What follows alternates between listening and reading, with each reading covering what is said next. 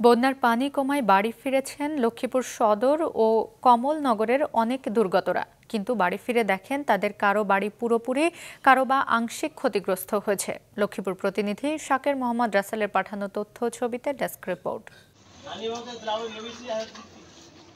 লক্ষ্মীপুর সদর উপজেলার পৌর এলাকার কালুহাজি সড়কের পাশের খালপাড়ে পৌনে ১ শতক জমিতে দুচালা ঘর তুলে প্রায় ১৫ বছর ধরে বসবাস করে আসছিলেন মোহাম্মদ আলী।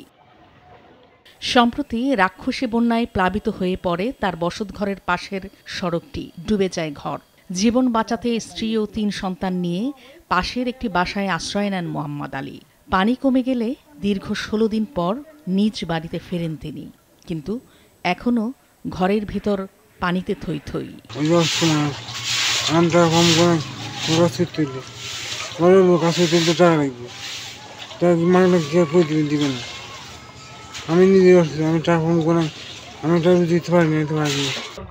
দীর্ঘদিন পানিতে ডুবে থাকায় ঘরের নিচের মাটি সরে গিয়ে দেখা দিয়েছে বিশাল ফাটল। নষ্ট হয়ে গেছে অধিকাংশ আসবাবপত্র।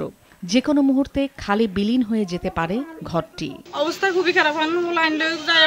ঘর যদি হয়ে যায় কোনায় কেমনি কি এমন তো বুদ্ধি নাই। ঘরে তো পানি অনো এবং যাইতেছে, তবে যাইলেও এবো তো ঘরে পানি সব নষ্ট হয়ে যাইতে আছে। ঘরের ভিতরে চৌকি মুখি সব নষ্ট হয়ে যাইতেছে। মূল কথা বিনা থাকবো না, এটাই তো চিন্তায় আছি যে ঘর পানি কমার পরে যদি খালের দিকে চলে যায় নাকি, খালের নিচের তবে মাটিও নাই, আসি কষ্ট মষ্টে আর মা ওরকম চলি।